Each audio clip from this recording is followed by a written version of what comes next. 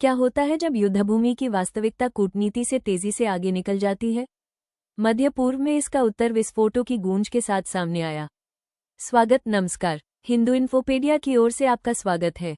आज हम उस मोड़ को समझते हैं जब सितंबर 2025 में इजराइल के प्रधानमंत्री बेंजामिन नेतन्याहू ने संयुक्त राष्ट्र महासभा में खड़े होकर बताया कि मध्य पूर्व की शक्ति संतुलन रेखाएं किस प्रकार बदल चुकी हैं। एक वर्ष पहले नेतन्याहू ने संयुक्त राष्ट्र में एक मानचित्र दिखाकर चेतावनी दी थी कि ईरान के नेतृत्व में बना सशस्त्र समूहों का जाल क्षेत्र में अस्थिरता फैला रहा है।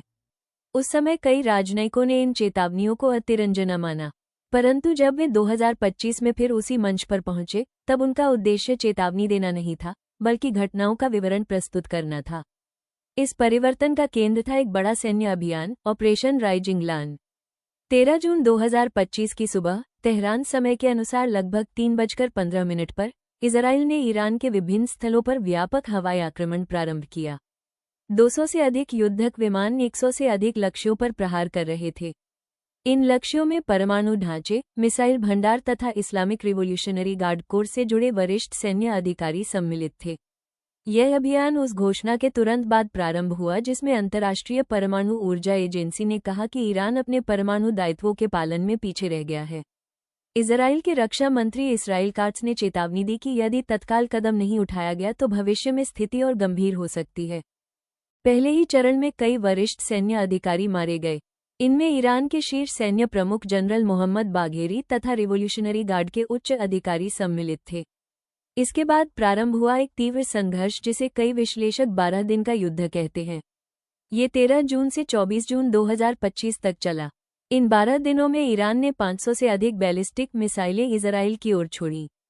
इजराइल और अमेरिका की संयुक्त वायु सुरक्षा प्रणालियों ने इनका अधिकांश भाग मार्ग में ही नष्ट कर दिया। उसी अवधि में इजराइल ने नतान्ज, इस्फहान और इराक से जुड़े परमाणु स्थलों को निशाना बनाया। अमेरिका की वायु शक्ति ने फोर्दो नामक गहरे भूमिगत परमाणु केंद्र पर भी प्रहार किया। नेतन्याहू ने बाद में कहा कि इस अभियान ने 2 बड़े संकटों को समाप्त किया, परमाणु अस्त्र की संभावना और विशाल मिसाइल भंडार का दबाव। लेकिन इस पूरी घटना की पृष्ठभूमि 2024 से ही बन रही थी। सितंबर 2024 में लेबनान स्थित हिजबुल्लाह संगठन के प्रमुख हसन नसरल्लाह एक हवाई प्रहार में मारे गए। कुछ ही दिनों बाद उनके उत्तराधिकारी हाशिम सफ़ी अल दीन भी मारे गए। इसी अवधि में गजा में हमास नेतृत्व को भी भारी क्षति पहुंची। जुलाई 2024 में इस्माइल हनिये तेहरान में मारे गए। अक्टूबर 2024 में याहिया सिनवार गजा में मारे गए। सैन्य कमांडर मोहम्मद देफ और वरिष्ठ नेता सालेह अरूरी भी उसी वर्ष मारे गए। दिसंबर 2024 में एक और बड़ा परिवर्तन हुआ जब सीरिया में बशर अल असद की सत्ता समाप्त हो गई।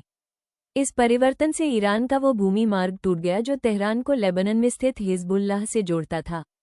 इस प्रकार जून 2025 तक वो क्षेत्रीय ढांचा, जिसे ईरान ने वर्षों में तैयार किया था, पहले ही काफी कमजोर हो चुका था। ऑपरेशन राइजिंग लायन को कई विश्लेषक उसी प्रक्रिया का अंतिम चरण मानते हैं। संयुक्त राष्ट्र के मंच से नेतन्याहू ने कहा कि इन घटनाओं के बाद मध्य पूर्व में नई सुरक्षा व्यवस्था की संभावना बनी है और कुछ स्थानों पर शांति की नई दिशा भी खुल सकती है। हिंदू इन्फोपीडिया देखने के लिए आपका धन्यवाद। यदि आपको ये प्रस्तुति उपयोगी लगी हो तो हमारे चैनल को पसंद करें और सदस्य बनें। और अधिक विस्तृत सामग्री के लिए HINDUINFOPEDIA अवश्य देखें।